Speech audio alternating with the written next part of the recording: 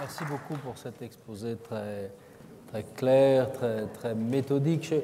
J'aurais envie de poser une première question, mais je vais passer la parole à notre débatteur, mais peut-être qu'on y reviendra tout à l'heure. Je trouve qu'à travers vos propos, on comprend bien le comment, la manière dont la Chine veut exercer son leadership.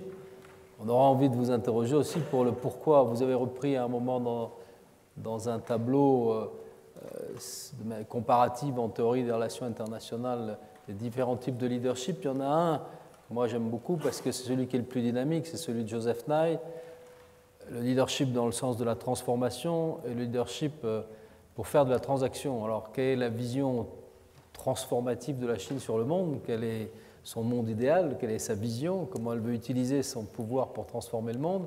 Puis dans un certain nombre de crises, on peut penser à la Corée, on peut penser à des tas d'autres crises, quel est son pouvoir désormais de transaction sur le monde, sa capacité à aider à négocier. Mais je pense que sur ces sujets, je vais laisser, sur d'autres, la parole à Emmanuel Pigue pour poursuivre, prolonger, discuter avec vous.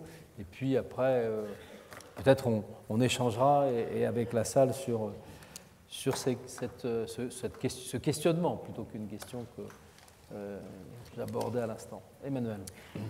Merci. Bonsoir. Merci. Tout d'abord, je tiens à remercier évidemment Louis Gauthier pour cette invitation et le plaisir d'être parmi vous ce soir. Je souhaiterais aussi remercier évidemment le professeur Chen pour sa présentation et insister sur le fait que ce que le professeur nous a présenté aujourd'hui est le produit des débats en cours en Chine. Et d'ailleurs, le professeur Chen est un des plus actifs, un des fers de lance de ce débat sur comment la Chine doit conceptualiser sa position, son action et désormais son nouveau rôle, voire ses responsabilités sur la scène internationale.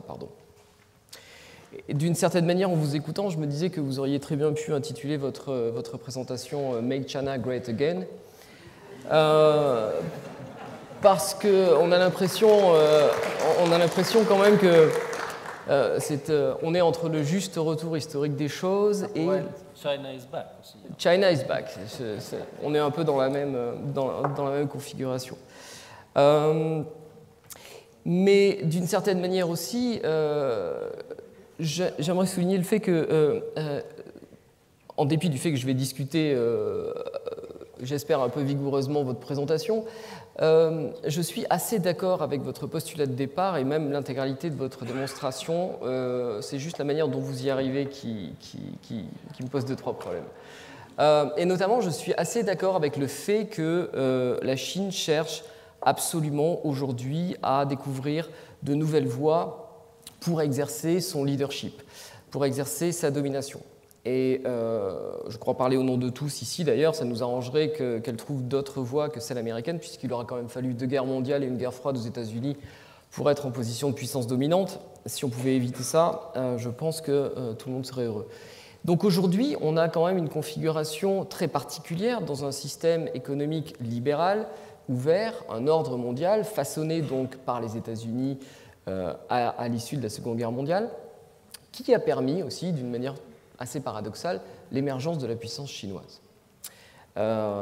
Et cette puissance chinoise est arrivée à un seuil de réflexion, de conscience de soi et de vision à la fois de ses enjeux, de ses ambitions et de ses responsabilités, qui fait qu'aujourd'hui, on a une puissance qui cherche à s'affirmer, qui cherche à être un petit peu plus compétitrice, qui cherche aussi à proposer des modèles pas forcément alternatifs, pas complètement alternatifs, mais distincts de ceux que l'on avait coutume soit d'appréhender, soit d'envisager comme une finalité en soi.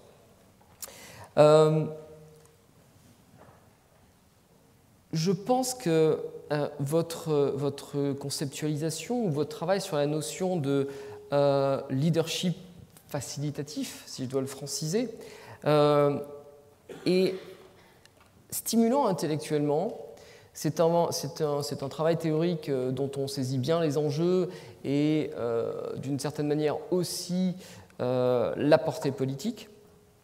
mais il me semble qu'au sein de votre conceptualisation, quelque chose est soit euphémisé, soit manquant, c'est la dimension stratégique, voire, je suis du ministère des Armées et je vous prie de m'en excuser, la dimension militaire. Les relations internationales sont quand même caractérisées essentiellement par les enjeux de puissance, l'influence, l'attractivité, les jeux de pouvoir, les conflits, les guerres. Aujourd'hui, si on regarde le modèle que vous proposez, ou en tout cas vers lequel vous voudriez que la Chine tende, on a un modèle intégrateur, quelque chose qui repose à la fois sur du win-win, sur de la cooptation, sur de la séduction. D'ailleurs, je trouve qu'à certains égards, vous vous rapprochez énormément on a parlé de Joseph Nye, mais du soft power, de cette volonté de la Chine d'avoir à la fois d'exercer une attractivité, une séduction, et d'être en mesure de coopter et d'influencer de manière ouverte, on va dire, le destin des pays qui décideraient soit de la suivre, soit de traiter plus avant avec elle. Et quand je vous écoutais tout à l'heure, une petite pointe de réticence m'envahissait au moment où vous parliez justement de cette capacité chinoise à coopter, à travailler et à générer, ou du moins à manager, à gérer l'intégralité de ses relations avec ses partenaires. Pour venir au fondement de la science politique, il ne faut quand même pas oublier aujourd'hui que la Chine demeure un régime autoritaire qui, d'une certaine manière, ne présente pas un excellent bilan dans la gestion de la contestation, qu'elle soit interne ou externe. Je me demandais donc dans quelle mesure nous assistions aujourd'hui à une transformation du système qui permettrait, à terme, à la Chine de gérer de manière intégralement pacifique, avec un jeu de puissance ou des leviers de pouvoir un petit peu moins puissants, voire violents, et qui permettrait à la Chine d'arriver à ses fins, mais aussi, d'une certaine manière, aux puissances ou aux pays riverains qui s'opposeraient à elle, d'être accommodés, pour utiliser un vilain anglicisme, sans que cela ne déclenche un conflit. En d'autres termes, la principale réticence que j'aurais vis-à-vis du modèle que vous développez, c'est qu'il me semble toucher directement une limite dès que l'on entre dans ce qui fait le cœur des relations internationales, c'est-à-dire la gestion de l'opposition, du mécontentement, de l'opprobre, de la compétition, voire de la dissidence, et à un certain point, puisque la Chine s'expose, et comme on dit dans certains films américains, avec de grands pouvoirs viennent les grandes responsabilités, le fait que la Chine s'expose augmente ses vulnérabilités. Comment la Chine va réussir à maintenir un programme et une posture coopérante et cooptative dans la mesure où elle verra sans doute les menaces s'intensifier ou s'accroître sur ses intérêts. C'est donc le premier point sur lequel j'aimerais un petit peu vous entendre, et je crois avoir votre opinion quant à votre conceptualisation et cette vision de ces limites potentielles. Le deuxième point, c'est dans la mise en œuvre, on va dire, de ce modèle cooptatif, facilitatif, qui aujourd'hui prend la forme du grand projet de Belt and Road Initiative. Vous avez vu la carte. Là aussi, le modèle en lui-même est sans commune mesure en termes d'ampleur, en termes de montant, en termes d'ambition globale et de répercussions géopolitiques. Et à cette fin, encore une fois, je trouve que l'aspect stratégique de Belt and Road Initiative était un petit peu euphémisé. Et je voudrais revenir ici sans doute sur le fait que si la stratégie militaire n'est peut-être pas la seule dimension de la Belt and Road Initiative, il est quand même difficile de débarrasser la Belt and Road Initiative de sa structure militaire. Pour le dire avec une métaphore corporelle, puisqu'on est en Sorbonne, L'aspect stratégique et militaire de Belt and Road, c'est un petit peu la colonne vertébrale et le reste, c'est le corps humain. Difficile de parler du corps humain sans la colonne vertébrale, mais difficile de réduire le corps humain à sa colonne vertébrale. Et sur ce point, je voudrais insister sur le fait que les réflexions qui, aujourd'hui, innervent la Belt and Road Initiative sont nées à la fin des années 90 en Chine de l'identification d'une très grande vulnérabilité croissante du régime chinois et de la Chine, qui est celle de la vulnérabilité vis-à-vis de ses importations. Et aujourd'hui, ce que la Chine essaie de faire à travers la Belt and Road Initiative, c'est justement de réduire à la fois les menaces, mais aussi les vulnérabilités sur l'intégralité des parcours qui viennent d'Europe et du Moyen-Orient jusqu'en Chine. Vous avez cette fameuse citation que l'on attribue à Hu Jintao en 2003, qui est le fameux dilemme de Malacca. 80% des importations chinoises provenant à la fois d'Europe et du Moyen-Orient passent par la mer et se retrouvent par un goulet d'étranglement qui est le détroit de Malacca. Aujourd'hui, si vous regardez la structure même, la conception, le design de la Belt and Road Initiative, vous pouvez, avec un regard, je dirais, de stratège, imaginer sans mal où se situent les vulnérabilités, où se situent les points de contournement, où se situent les points de pression, et qu'est-ce qui innerve le projet chinois et la volonté de mettre en œuvre cette initiative. Alors encore une fois, je viens de le dire, ce n'est pas réductible. La Belt and Road Initiative n'est aujourd'hui pas réductible à sa seule dimension stratégico-militaire, mais c'est une composante essentielle. Et d'ailleurs, si j'étais un petit peu provocateur, et je vais l'être, je dirais que la première réalisation de Belt and Road Initiative aujourd'hui, c'est la base militaire chinoise à Djibouti. En dehors de ça, je connais peu de projets qui ont vu le jour en une période de temps aussi courte et avec une efficacité aussi grande. Mais sans doute me trompe-je. Donc, d'une certaine manière, on assiste à l'émergence, l'affirmation et la mise en œuvre de la puissance chinoise dans un grand nombre de domaines, mais il est difficile à ce stade de se prononcer sur ce que la Chine va faire et va être capable de faire et de formuler en termes d'options politiques et stratégiques qui va la différencier fondamentalement de ses prédécesseurs dans l'histoire de l'humanité. Peut-être les moyens, peut-être l'ampleur, peut-être le moment historique, mais d'une certaine manière, on arrive quand même à un moment historique et géostratégique, je dirais, crucial entre une puissance que l'on a tendance à considérer peut-être à tort comme descendante, déclinante, les États-Unis, et une puissance ascendante, peu de gens contesteraient cette affirmation, la Chine, mais dont l'ascension demeure encore sujette à caution et dont la portée, je dirais, géostratégique de cette ascension demeure aussi sujette à caution. Donc pour résumer mes 2 points, je dirais que la principale chose qui pèse sur, ou le principal challenge qui pèse sur votre conceptualisation, qui demeure attractive et ouverte et qui fait preuve, encore une fois, d'un débat assez vigoureux en Chine, je pense que l'épreuve des faits et l'épreuve des faits stratégiques risquent d'être difficiles, voire fatales, à cette entreprise ou cette volonté d'endosser un leadership facilitatif.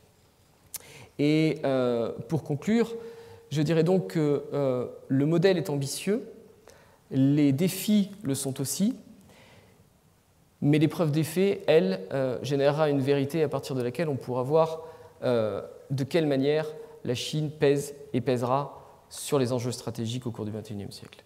Merci. Merci Emmanuel.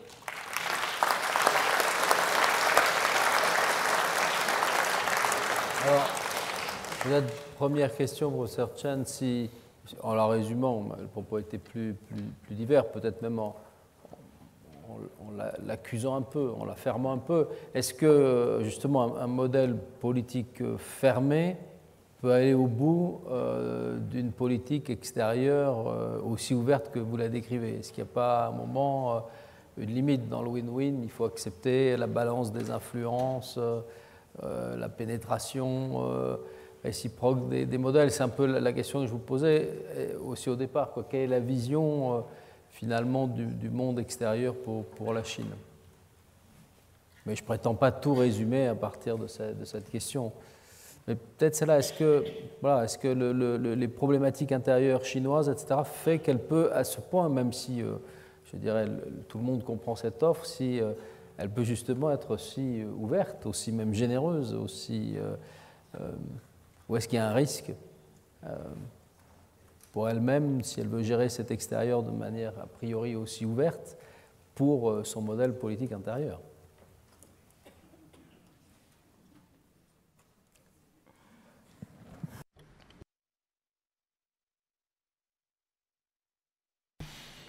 Oui.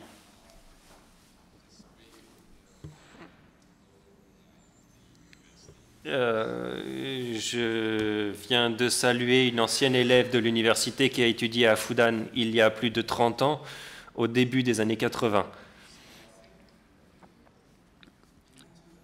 Et il faut comprendre que la société chinoise s'est transformée énormément depuis quelques décennies. On ne peut pas avoir un point de vue statique sur la Chine. À savoir que si l'on n'a pas certains facteurs en Chine, eh bien, la Chine est fermée, elle a des problèmes, elle est fragile, elle est vulnérable. Et donc, que ce ne serait pas durable. Mais nous avons quand même... Nous sommes passés à travers toutes ces années et on sait que c'est une société assez résiliente, voire très résiliente. Et bon, peut-être on peut penser que la Chine est bien plus résiliente que de nombreux autres pays dans le monde. Je crois que ce point de vue est tout à fait différent. Et cette question qui est posée, comment peut-on voir cette asymétrie entre les perceptions de la Chine et peut-être aussi de l'Europe?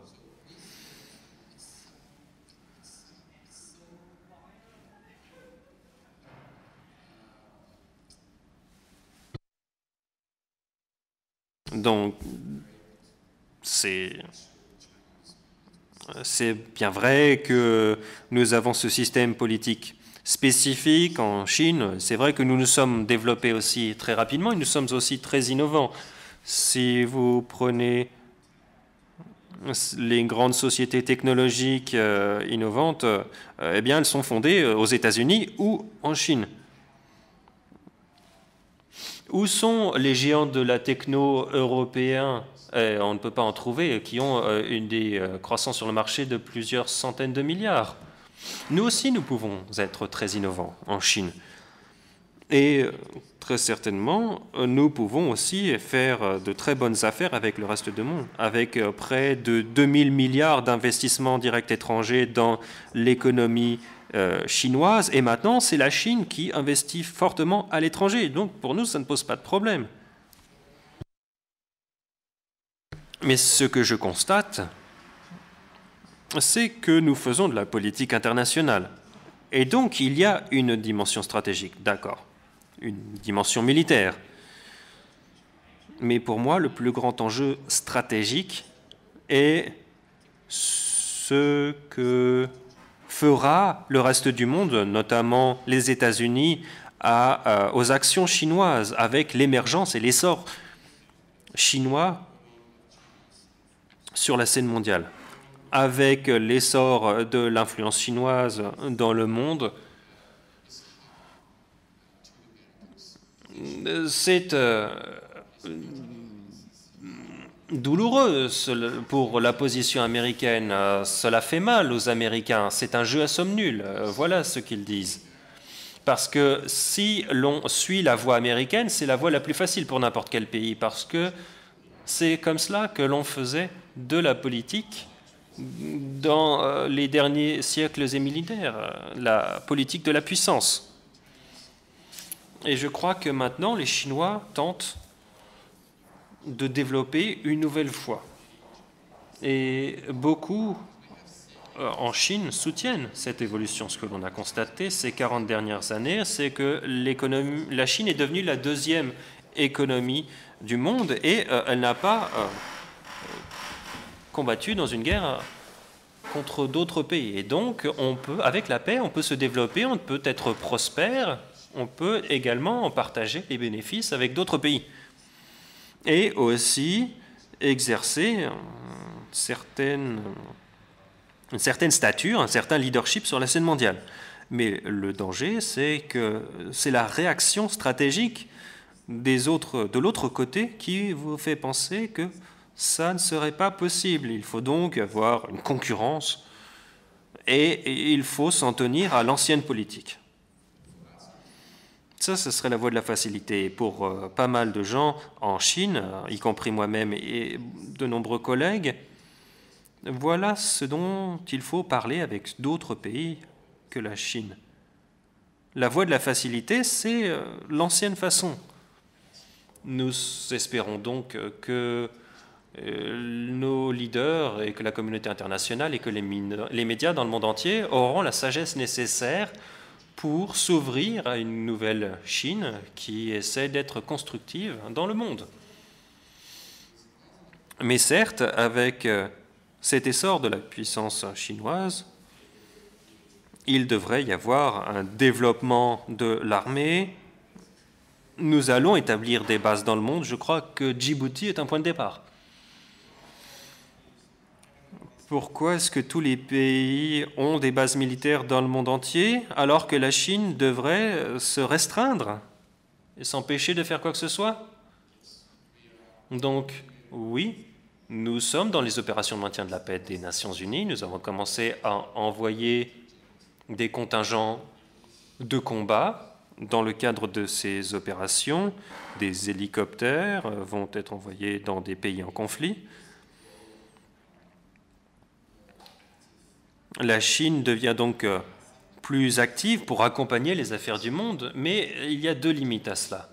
Les Chinois pensent toujours que s'engager dans des combats et dans des conflits dans les autres pays, même sous les auspices des Nations Unies ou d'autres organisations, c'est quelque chose que la Chine a essayé de limiter, de freiner pendant des années. Et participer à des invasions ou toute autre opération militaire, là, ce serait vraiment une rupture avec une tradition chinoise de longue date.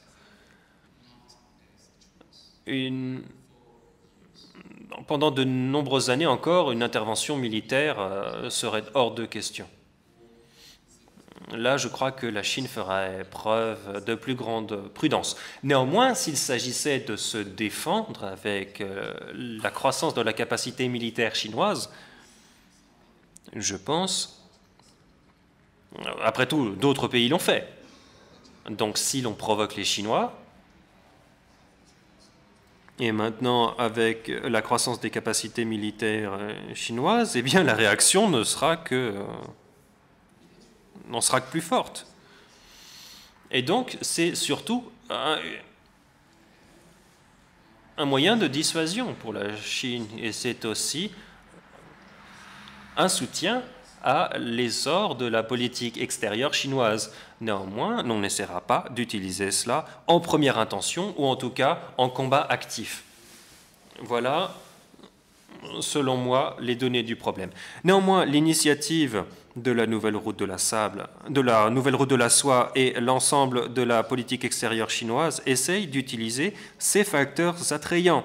La puissance douce, le soft power, c'en est une composante, mais surtout l'attractivité économique de la Chine est sa plus grande source d'influence dans le monde. Il faut s'en servir. Cela prouve que l'on peut avoir de l'influence. Et nous aurons encore plus de moyens économiques à l'avenir et on pourra compter sur eux pour les utiliser à l'avenir. Donc je ne vois pas vraiment en quoi cela pourrait être épuisé. On pourrait épuiser cette puissance d'attraction économique. cela pourra perdurer et donc être une grande source d'influence. Dernier point. Les Chinois devront s'accommoder des vulnérabilités qu'il y a à être indépendants. Parce que récemment, il y a eu le chiffre selon lequel la Chine est devenue le plus grand importateur de pétrole l'an dernier, encore plus que les États-Unis.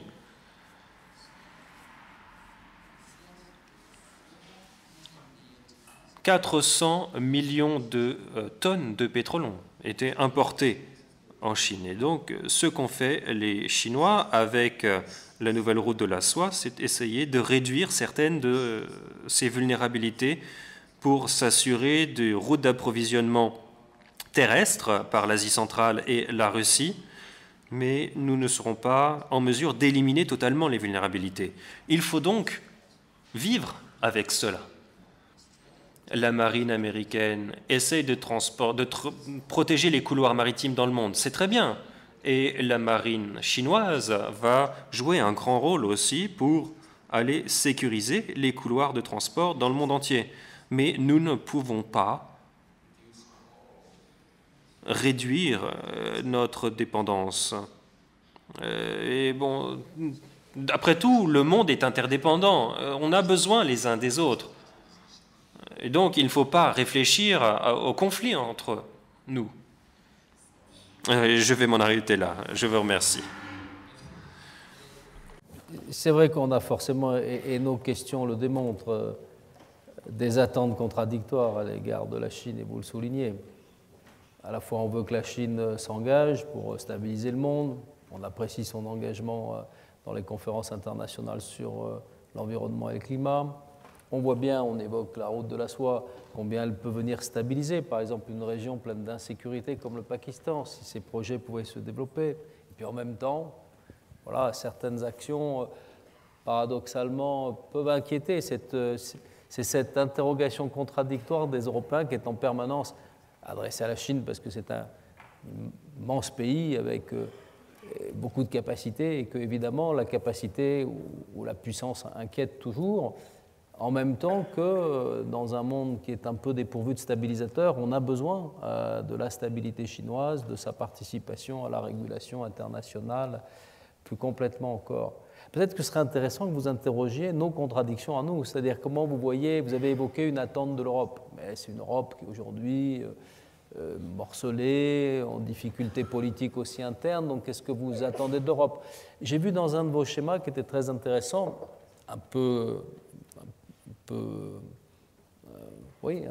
qui interroge. Quand on regardait les poids respectifs dans les produits intérieurs bruts mondiaux des pays, c'est la quasi-stabilité de la Russie sur l'ensemble de la période. Qu'est-ce que vous attendez de votre relation avec ce pays? On n'a pas du tout évoqué l'Inde, sauf sur des graphiques sur le poids relatif dans les organisations internationales.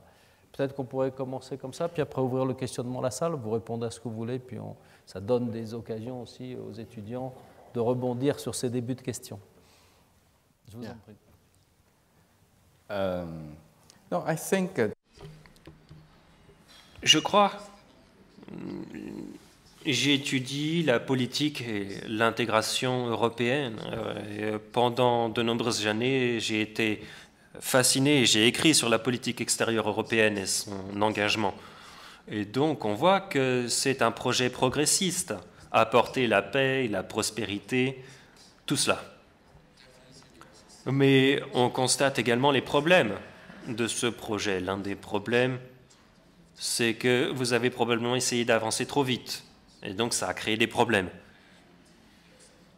Et puis, il y a certains pays qui souhaitent partir.